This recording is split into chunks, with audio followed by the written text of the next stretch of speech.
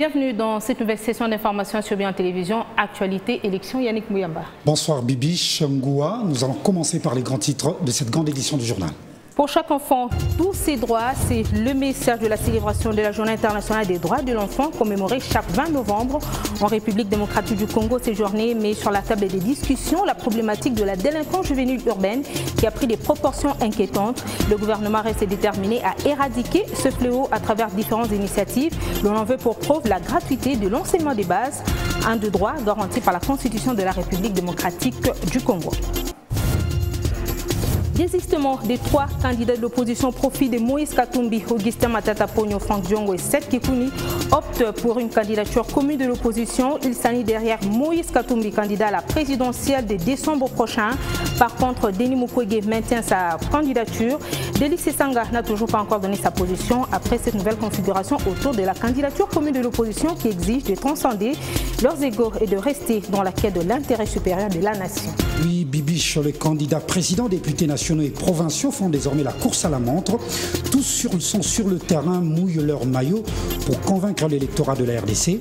Moïse Katumbi Tchapou numéro 3 a démarré officiellement ce lundi à Kisangani dans la province de la Chopo, alors que le candidat Félix Tshisekedi numéro 20 a entamé la séduction dans la province du Congo central après le go donné dimanche au stade des martyrs de la Pentecôte. Marie-Josée Foko, la dame de la combolisation, a aussi lancé officiellement sa campagne électorale sur le temps de la rupture de la prédation. Entre-temps, la mission d'observation électorale de l'Union européenne a lancé les activités ici en République démocratique du Congo. La Journée internationale des droits de l'enfant, célébrée chaque 20 novembre, trouve tout son sens dans la promotion et le respect des droits de l'enfant. Ces journées offrent également l'occasion au public de mettre en lumière ses droits à travers des actions concrètes. Pour chaque enfant, tous ses droits était le thème mondial qui a retenu pour cette édition 2023. Couvert par plusieurs droits, notamment la protection, l'enfant congolais serait pris au piège par la fragilité caractérisée par la pauvreté. Face à cette réalité, son droit garanti par la Constitution se heurte à la délinquance juvénile.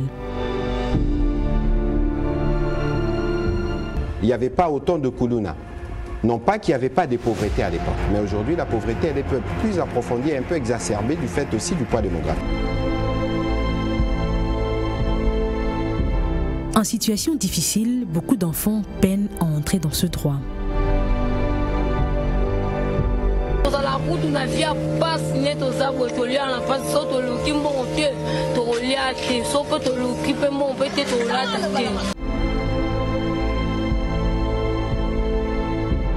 Face à la justice, comment gérer la situation des enfants en conflit avec la loi?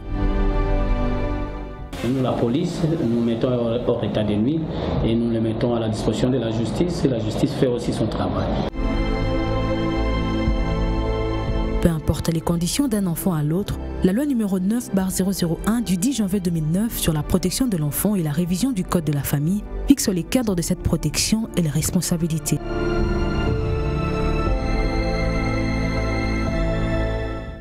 Rajeunissement de l'administration publique, le vice-premier ministre, ministre en charge de la fonction publique, a supervisé dimanche le concours d'administration à l'École nationale d'administration. Oui, Bibiche, 10 300 candidats avaient compétit pour les 100 places disponibles. Le déroulement de cet examen a eu lieu à l'université protestante au Congo, ici à Kinshasa, capitale de la RDC. Une preuve simultanée à Kinshasa et dans d'autres provinces du pays. Suivez. Qui peut compléter?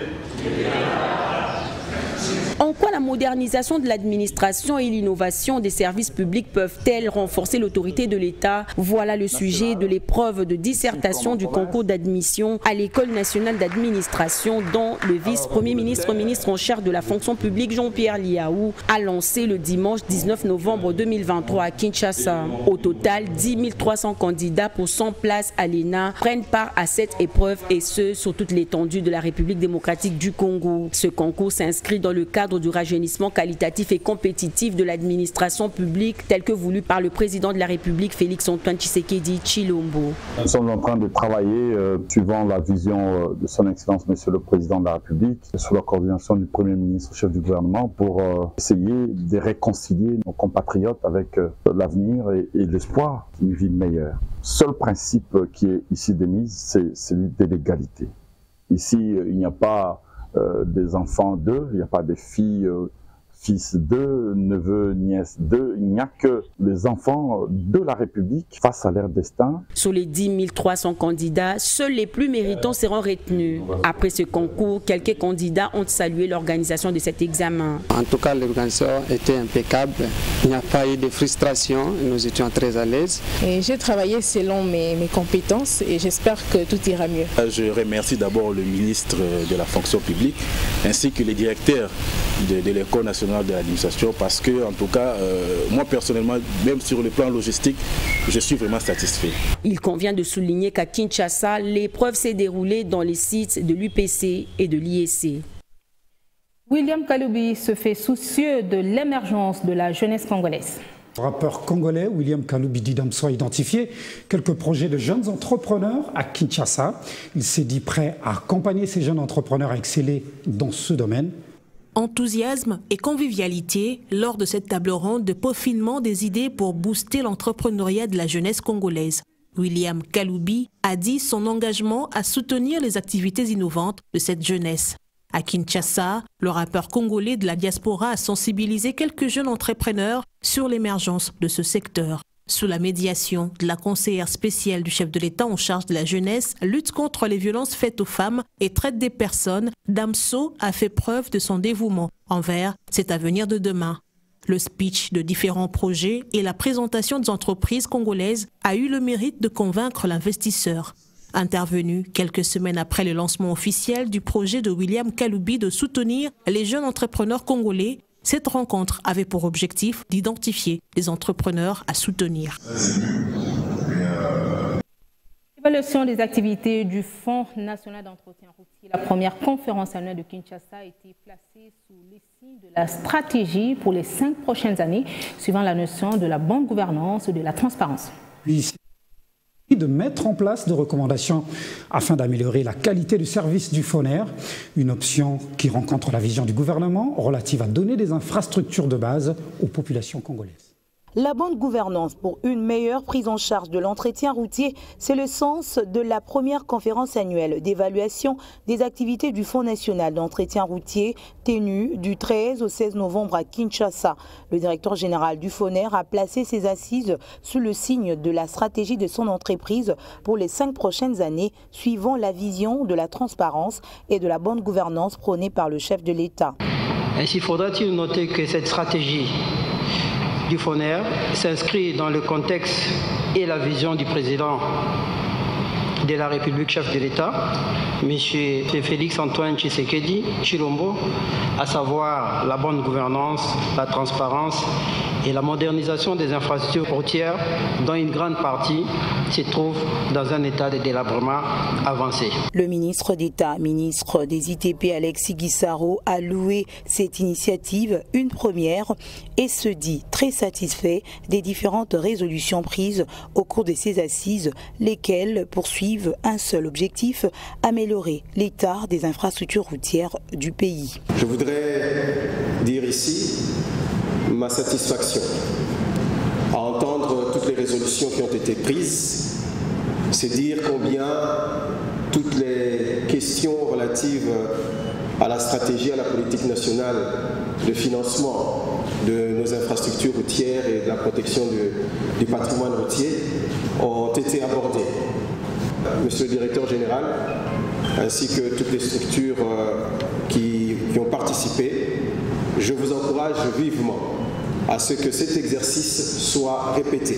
Bien avant la cérémonie de clôture de cette conférence, les participants ont présenté à Alexis Guissaro Mouvouni les différentes préoccupations abordées par l'assistance au sujet de l'entretien et du financement des routes de la République démocratique du Congo. Nous allons passer au journal des élections. Mais avant tout, le point sur les grands titres de cette grande édition.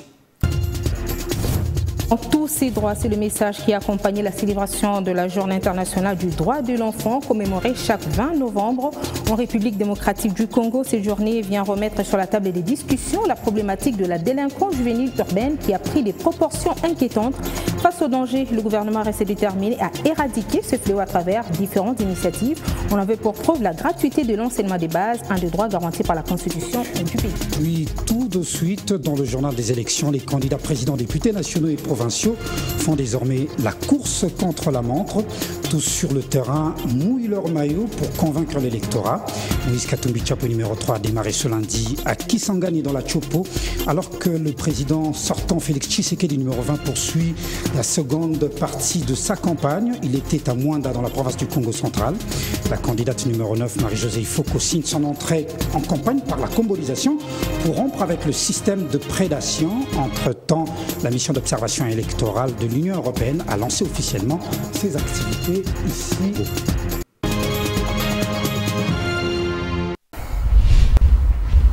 On va parler de la chef de la mission d'observation électorale de l'Union européenne qui a présenté officiellement ses activités ce lundi après échange avec le président de la Commission électorale nationale indépendante. Je suis venue ici pour l'ouverture officielle, le lancement officiel de la mission d'observation électorale de l'Union européenne. Et nous sommes une équipe d'experts, 13 experts qui sont ici depuis le 6 novembre. Et on a une équipe d'observateurs et observatrices de longue durée, 42, qui vont être déployés dans les prochains jours. Et nous avons aussi, on aura au moment des élections, plus proches des élections, des observateurs et observatrices de courte durée, une 12 observateurs et observatrices. On aura aussi les députés européens du Parlement européen qui vient en délégation de 7 personnes plus proches des élections. Et aujourd'hui, c'était une réunion pour présenter notre mission d'observation électorale. Évidemment, remercier le CENI pour l'invitation de venir soutenir et observer les élections. La campagne a déjà débuté. Kinshasa donne déjà un autre visage. L'on peut apercevoir à travers les artères de la capitale des banderoles, l'affiche aux couleurs des différents candidats. Même décor dans les provinces du pays. Yannick Mouyamba. Et à Mwanda, par exemple, deuxième étape de campagne pour le candidat président Félix Tshisekedi numéro 20. La conquête de l'électorat était au rendez-vous avec un accent particulier sur la consolidation des acquis axés sur 106 engagements prioritaires, notamment la sécurité pour tous, l'amélioration de l'accès aux services de base, un message partagé aussi lors du lancement de sa campagne. Suivez. À l'assaut du stade des Martyrs de la Pentecôte ce dimanche 19 novembre 2023, des Quinois de toutes les générations, essentiellement le membre des partis politiques de l'Union sacrée, affluent, munis de drapeaux et autres effigies, qui passent le message de soutien au numéro 20, Félix Tshisekedi. De bousculades, où toutes les entrées sont filtrées, chacun se précipite à avoir une place de choix, à l'intérieur dans un stade de martyrs, rempli aux couleurs du numéro 20. C'est dans cette ambiance que Félix Tshisekedi, accompagné de son épouse, fait son entrée triomphale. Dans son mot, le candidat de l'Union sacrée, candidat à sa propre succession, exhibant son mandat élogieux avec la réalisation à mi-parcours de 145 territoires, dont la construction des infrastructures routières, scolaires et hospitalières, la gratuité de l'éducation et de la maternité, la lutte contre la corruption. Il a mentionné les efforts pour le rétablissement de la paix dans l'est du pays ainsi que sa décision à ne pas négocier avec le Rwanda sous couvert du M23. Pour les 5 prochaines années, le candidat numéro 20 sollicite le vote des Quinois pour matérialiser son programme axé sur 6 engagements. La création de plus de 6,4 millions d'emplois, l'amélioration du pouvoir d'achat, la sécurité pour tous dans le quartier et frontières, la promotion d'une économie plus diversifiée et plus compétitive, l'amélioration de l'accès aux services de base. Tozali na besoin ya kosombaka farine ya masango, to ba manioc, to ba loso na bamboka bapaya te. Nyonso wana ekoki kosalema na Congo pe kosombama na franc congolais. Tango tokosala yango na ndenge wana, bokomona ke tokopesa franc congolais valeur, bokomona ke franc congolais ekobanda komata face ya dollar.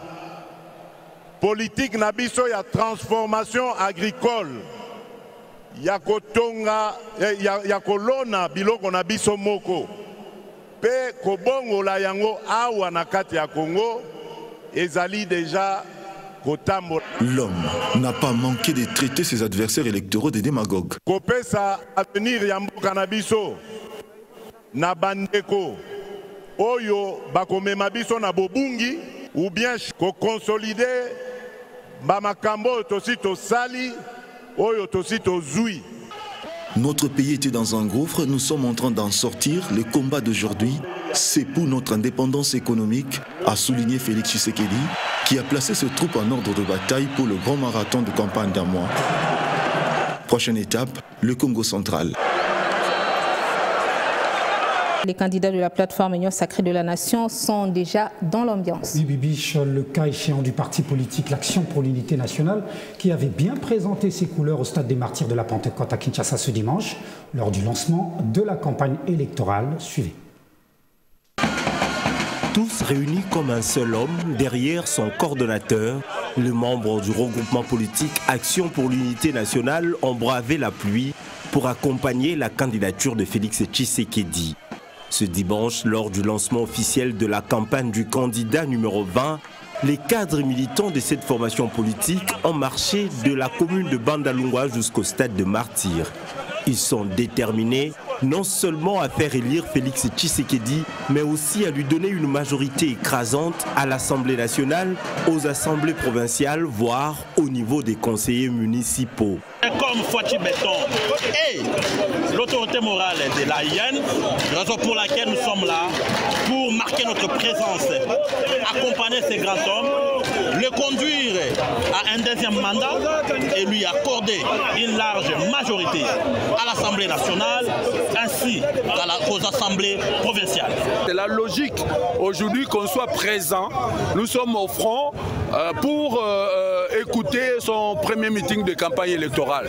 Et c'est notre candidat, il a notre soutien. Nous allons tout faire pour qu'il puisse gagner les élections de décembre 2023. Action pour l'Unité Nationale appelle la population congolaise à voter pour Félix Tshisekedi. Nous lançons un message vibrant à toute la population congolaise d'apporter leur soutien, de voter uniquement le numéro 20 comme étant le président de la République. Un message particulier à la population de la Tchangou, dont je suis candidat à la députation nationale, ainsi qu'à Massina à la députation provinciale. Je porte Tchangou dans mon cœur, je porte Massina dans mon cœur et j'aimerais avoir la confiance et le mandat de la population afin que nous puissions valablement le représenter. L'Action pour l'Unité Nationale regorge 21 partis politiques et a aligné plus de 400 candidats députés nationaux, plusieurs candidats députés provinciaux et candidats aux élections municipales sur toute l'étendue du territoire national. Une seule mission, remporter la majorité au prochain Parlement. Le candidat numéro 20 jouit de la sympathie de certains citoyens, le cas d'Anissé Ouembouranyama. Oui, ce fait le communicateur de la patrie et demande aux Congolais de donner un second mandat au président de la République, candidat à sa propre succession. Suivez. C'est d'un enthousiasme sans précédent, d'une conviction inébranlable que Anissé Ouembouranyama a dit à la presse ses motivations profondes et authentiques qui l'ont stimulé à choisir un candidat à la présidentielle. Pour cet analyste, Félix Antoine Tshisekedi Tshilombo, le numéro 20, est le président congolais le plus sérieux, le plus honnête, le plus probe, le meilleur. L'avenir radieux et magnifique dont nous avons toujours rêvé dans notre pays, la République démocratique du Congo, est désormais possible grâce à la bonne volonté politique et surtout aux bonnes intentions du président de la République, Félix Antoine Tshisekedi Tshilombo. Voilà pourquoi j'invite avec humilité tous les Congolais et tous les Congolais, détenteurs des cartes d'électeurs, à voter massivement et surtout avec amour le numéro 20. Pourquoi réélire Fachi? Pour Anissé Ouembouranyama, il y a 20 raisons majeures de l'actif du numéro 20, dont l'économie florissante et résiliente, L'amélioration de l'image de marque au niveau international, l'investissement sérieux dans la sécurité du pays, la gratuité de l'enseignement et de la maternité, la détermination à booster le secteur agricole, la justice distributive, le rôle clé dans la transition énergétique, l'investissement dans les capitales humains. Le président Félix Antoine Tshisekedi Tshilombo est le candidat le plus sincère et tout ce qu'il fait, il le fait avec de bonnes intentions et avec amour pour le bien des Congolais. C'est pourquoi je vous invite tous avec humilité à voter massivement le numéro 20 pour Le désormais communicateur de la nation se tient disponible à débattre par des médias pour décortiquer ses arguments répartis en des raisons pour réélire Félix Antoine Tshisekedi Tshilombo le 20 décembre 2023. Ce candidat numéro 340 à la députation provinciale pour le compte de la circonscription de Mongafula tient à accorder la majorité à Félix Tshisekedi, ce qui explique sa double motivation de campagne à Lemba-Imbo. Fati, béton! Fati, béton! Le béton de la République, numéro 20. Bisso Tolobi Boye, Bana Njili Kilamu, Bana ya Bambila, Bana ya Vundamanenga. C'est à travers ces mots que Maître Sokat Mobengai, affectueusement appelé Joker de la République, a drainé une foule immense dont la plupart étaient vêtus en t-shirt mentionnant l'effigie du parti au pouvoir, Union pour la démocratie et le progrès social. Le candidat numéro 340 à la députation provinciale à Mongafula soutient des primes abord la vision du président de la République, Félix Tshisekedi, candidat à sa propre succession. Un soutien indéfectible, plusieurs fois matérialisé par des actions philanthropiques menées sur terrain en faveur des Quinoises et Quinois dans l'optique de subvenir aux besoins de ses compatriotes. À travers un meeting populaire, plus de 20 000 Quinois mobilisés autour de Sokat Mobengai ont affirmé sans relâche de soutenir l'actuel chef de l'État pour un second mandat. Ils ont jugé bon que nous puissions commencer ici. Pourquoi? Parce que ce quartier nous a acceptés d'abord comme tel. Ils ont accepté de pouvoir me porter par rapport à mes ambitions et par rapport à cette candidature. Et le plus grand message était que j'ai un ticket. En ce qui concerne le Mongafula, je porte avec moi le chef de l'État actuel, Félix Tshisekedi, comme candidat à sa propre succession. Et numéro 20. C'est ça mon choix, c'est ça le choix de mon parti.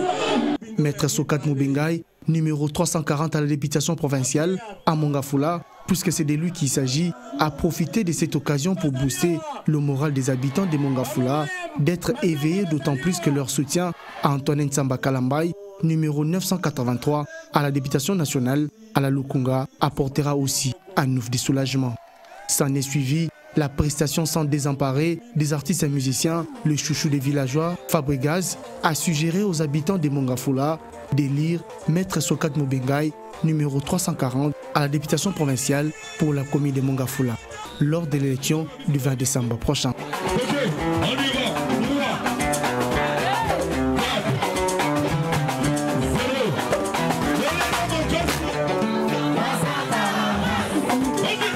Délia Aurore de la circonscription de la Lukunga a été accompagné d'une forte base ce dimanche au stade des Martyrs de la Pentecôte. Habillée tous en orange, elle a voulu imprimer sa marque en soutenant le chef de l'État et lancer officiellement sa propre campagne électorale. Suivez. On va vous prendre étape par étape, ok? Au siège de sa base, la mobilisation est impressionnante. Essayez de vous calmer. Barobenga Bino par groupe de personnes. Plus de 1000 personnes ont répondu à cet appel, venues de ces différentes bases de la Lukunga. Au four et au moulin, ici l'heure est à la préparation et organisation des différentes équipes avant le départ pour les stades de Marty. Un moment crucial pour la candidate députée numéro 269 Délia Aurore pour le compte de la Convention pour la République et la démocratie du président Christophe Mbosso Nkodia, parti au sein de l'Union sacrée pour la nation. Occasion pour la candidate numéro 269 Délia Aurore de lancer officiellement sa campagne électorale. une fois toutes les équipes réunies, direction Stade des Martyrs de la Pentecôte, où la candidate députée nationale d'Éléorore accompagnée de sa forte équipe ont investi le pourtour du Stade des Martyrs, un soutien de taille au chef de l'État. À l'intérieur du stade, le décor est impressionnant, digne d'une campagne à l'américaine, un scénario de film d'Hollywood. Sécurité renforcée, le cortège du président fait éruption dans le stade. C'est le lancement de la campagne du chef de l'État. La bataille électorale s'annonce déjà avec fracas. Le rendez-vous est pris pour le 20 décembre 2023 prochain.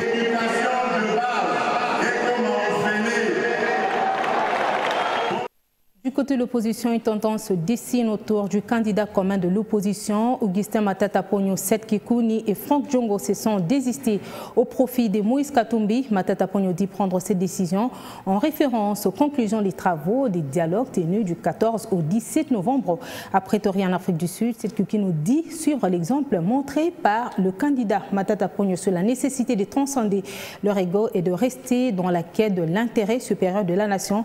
De même que pour Franck Diongo, Denis Mukwege et Deli Sesanga se disent pas concernés par l'appel de l'ancien Premier ministre. Le go a été donné. La campagne électorale est bel et bien effective en République démocratique du Congo.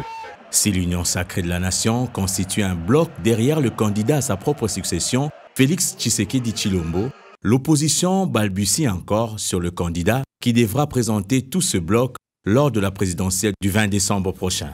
Augustin Matata Ponyo a attendu le lancement de la campagne électorale pour donner sa position après les travaux de Pretoria. L'ancien Premier ministre a décidé de se désister au profit de la candidature de Moïse Katumbi. Sa motivation, les conclusions des travaux du dialogue tenus du 13 au 17 novembre à Pretoria en Afrique du Sud. À la suite des consultations qui se sont tenues à Pretoria en Afrique du Sud, Moïse Katumbi Tshapwe se dégage comme les candidats pouvant conduire les tickets de l'opposition représentés par 4 grands partis et regroupements ayant pris part à ces assises. En référence à cette recommandation et conformément à la décision de mon parti, je tiens à annoncer mon désistement de la course présidentielle de décembre 2023 en faveur de Moïse Katumbi Tshapwe. Seth Kikouni, lui, dit suivre l'exemple montré par le candidat Matata Ponyo sur la nécessité de transcender leurs égos et de rester dans la quête de l'intérêt supérieur de la nation. Dans un communiqué, ce candidat malheureux à la présidentielle de 2018 se retire de la course au profit de l'ancien gouverneur du Katanga. Denis Mukwege et Deli Sesanga disent ne pas être concernés par l'appel d'Augustin Matata Ponyo. Le directeur de cabinet du prix Nobel de la paix a catégoriquement démenti le ralliement de son candidat à Moïse Katumbi. Albert Moleka affirme que la désignation d'un candidat commun nécessite une concertation approfondie entre les candidats. De la même façon, Deli Sesanga a tenu à clarifier sa position. Na kanaki, na kobanda campagne électorale, na biso, na province ya Kwangu. Selon le candidat numéro 4, la déclaration du candidat Augustin Matata Ponyo n'est pas conforme aux travaux de Pretoria et n'engage que lui-même. Plusieurs sources concordantes évoquent le ralliement prochain de plusieurs autres candidats présidents à la candidature du président du tout-puissant Mazembe. Reste à savoir si ce front commun de l'opposition fera tomber le bloc Union sacrée de la nation le 20 décembre prochain. Et la candidate numéro 9 s'est lancée en campagne ce lundi. Marie-Josée Foucault n'est jure que sur la combolisation. Oui, la fondatrice de cette doctrine politique signe et persiste sur la rupture du système de prédation des populations. Son remède, vous l'avez cité, combolisation. Suivez. Fondatrice de la doctrine politique de la rupture du système de prédation par la combolisation, la candidate à la présidentielle du 20 décembre prochain, Marie-Josée Ifoku Mputa Mpunga, motive sa campagne électorale par l'impératif de rompre avec les systèmes de prédation que subissent les populations en RDC, confrontées à des turbulences politiques, des conflits tribaux et une mauvaise gestion des affaires publiques. Ainsi que nous nous disons, la rupture est urgente. Bokabwani est commis une urgence pour Nabiso. La République démocratique du Congo est au bord du chaos. Si rien n'est fait, le pays pourrait sombrer dans une guerre civile généralisée ou un effondrement complet. Un changement radical est nécessaire. Pour sortir de cette crise, la RDC a besoin d'un changement radical, comme je viens de vous le dire. Ces changements doivent être profonds et durables. Il doit s'attaquer aux causes profondes des défis auxquels le pays est confronté. Un nouveau leadership est nécessaire pour conduire ce changement. Ce leadership doit être capable de rassembler les Congolais autour d'un projet de société commun. Il doit être capable de mettre fin à l'impunité et de lutter contre la corruption. La numéro 9 préconise un mandat électoral en forme et de transition dans le but d'entreprendre des réformes institutionnelles nécessaires à la construction d'une nouvelle république. Ces réformes incluent un état des lieux complet de l'État depuis 1960, la création des 2 institutions d'appui à la démocratie, le Conseil national des médiations et la Commission constituante pour la 4e République, ainsi que la promotion de l'éducation civique, la sensibilisation des citoyens sur les principes démocratiques et la recherche des solutions inclusives pour les défis et les tensions existantes. La candidate numéro 9 croit au processus électoral en cours et espère que la Commission électorale, nation indépendante, va organiser des véritables élections le 20 décembre prochain.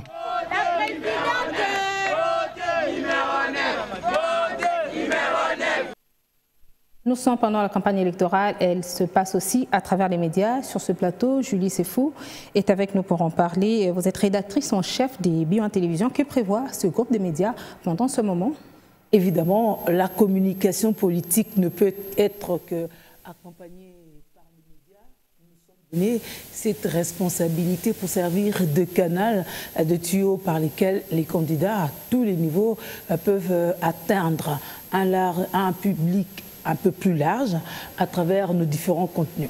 Et Julie, dites-nous, tous les candidats à ce sujet, à chaque niveau, sont-ils concernés? Exactement. Nous avons de la place pour tout le monde et des offres pour tout le monde. Nous avons par exemple minute du candidat. Ce n'est pas la minute, c'est minute parce que c'est au pluriel du candidat. Les candidats à tous les niveaux peuvent bien communiquer sur leur projet de société. Ils sont seuls, assis confortablement dans leur prochaine posture déjà pour dire ce qu'ils veulent faire. Ça se passe de tout commentaire. Ça se passe en combien de minutes comme ça? En 5 minutes. C'est énorme pour que le public retienne l'essentiel. Et nous avons l'heure du choix. Nous nous sommes permis de faire une confrontation entre les candidats à plusieurs niveaux. C'est-à-dire, ils sont là en confrontation par rapport à leur projet de société. Une confrontation d'idées pour que jaillisse la lumière. Qui va apporter quoi, comment, et il reviendra au public de trancher. Nous avons convaincre qu'on a toujours tenu lors de la campagne électorale parce que c'est réservé aux candidats présidents, mais aussi aux autorités, au cas où, aux autorités morales, au cas où les plateformes ou les candidats eux-mêmes ne seraient pas disponibles, mais leur directeur de campagne aussi en qualité pour venir parler en lieu et place des candidats présidents cette fois-là. Mais ceci dit, notre journal télévisé depuis a une nouvelle configuration. C'est parce que nous réservons une place de choix aux élections. Exactement. Nous continuerons même pendant le dépouillement, mais dans toutes nos tranches aussi, notre matinale, on est ensemble. Les candidats sont la bienvenue. À la radio de même, donc B1 est de plein pied en campagne électorale. L'avenir du pays en dépend, c'est tout à fait normal. Nous parlons des élections. Nous voulons quand même savoir comment ça va se passer parce que nous savons que cette période permettra quand même aux électeurs d'avoir assez de matière pour arriver à opérer un choix judicieux. Y a-t-il des conditions pour ça ou ça sera gratuit? La condition première, c'est un peu comme la CENI. Si tu n'es pas détenteur d'une carte d'électeur, donc tu n'es pas électeur, tu n'es pas candidat non plus. Donc nous, il faut d'abord être candidat avéré ou bien avoir reçu le mandat de ton candidat pour parler à sa place. Mais ceci dit, pour les analystes politiques, par exemple, ils sont aussi la bienvenue parce qu'il faut bien éveiller la conscience de nos populations, éviter la démagogie, et bien c'est par passer des bonnes nouvelles, de bonnes informations. Donc tous les candidats peuvent venir et on va voir les offres que nous avons par rapport à leur disponibilité, par rapport à leur message. Certainement qu'il y aura aussi de la place aux électeurs pour essayer d'interagir et aussi avoir assez de matière. Oui, surtout avec nos émissions débat, convaincre les candidats et avec sa base, vraiment comme il entend. L'heure du choix, le public peut être là pour voir, pour contredire, parce que c'est les débats ouverts. Merci beaucoup Julie Sefou et bonne campagne à vous en tant que journaliste, mais également aux électeurs et aussi aux candidats. Merci. Alors on va parler du focus du jour, la photo d'un agent de campagne atypique. Et cette image du jour, regardez cette belle photo, ce petit garçon très enthousiaste, motivé et courageux, une image intrigante en cette date de la célébration de la Journée mondiale des droits de l'enfant. L'on doit quand même se poser la question, en cette période électorale, les enfants sont-ils de cible ? Sont-ils de potentiels électeurs? Est-ce que cela est interdit dans la loi de la RDC, le fait d'utiliser les enfants pour de fins électoralistes? Deux questions qui méritent de réponse, Bibiche. Bien sûr, des questions qui méritent d'être posées parce que déjà l'enfant n'est pas concerné, c'est un enfant, il n'est pas électeur, il n'a pas l'âge d'aller aux urnes, donc ça se comprend que c'est juste un message qu'ils ont voulu faire passer. Oui, peut-être qu'on attend les précisions des spécialistes, ceux qui étudient le droit pour nous donner des éclaircissements. C'est la fin de ce journal des élections. Yannick Mbouyamba, à demain. Merci, à demain, Bibi. Le riz est l'une des céréales les plus consommées en République démocratique du Congo malgré ses innombrables réserves dans le pays et principalement dans les provinces. Sa production peine à prendre de l'élan faute des réels investissements, d'où cette initiative de la Bralima d'épauler quelques riziculteurs du Congo central afin de développer ce secteur. En finançant la construction d'une aire de séchage de 10 mètres sur 30 et l'achat d'une nouvelle décortiqueuse d'une capacité d'1,5 tonne par jour, la Fondation Bralima, en partenariat avec la Chambre de commerce et de l'industrie du Congo central, offre de nouvelles perspectives à plus de 600 riziculteurs de cette province. Ils verront leurs affaires croître et leurs conditions de vie s'améliorer grâce aux revenus générés par la vente du riz à la Bralima, qui est une de ses matières premières. Avec l'accroissement de la production de cette céréale, ils contribueront à l'amélioration de la sécurité alimentaire des populations de cette province et de la ville de Kinshasa. Malembe tobandi ko produit moi baloso na biso donc yango commence mboka na biso ba jeune ba ya ebele. En plus de l'appui matériel, les riziculteurs ont bénéficié d'une formation de renforcement des capacités animée par les experts du développement de l'espace rural. Les 50 participants à la formation ont été outillés sur les nouvelles techniques de culture du riz, la production des semences et sur la gestion post-culturelle. Il y a une formation technique comme celle que nous faisons ici, mais il y a aussi notre formation qui doit arriver à faire comprendre à ces producteurs que ce sont des entrepreneurs. Le côté entrepreneurial parce que la Bralima leur offre des débouchés économiques.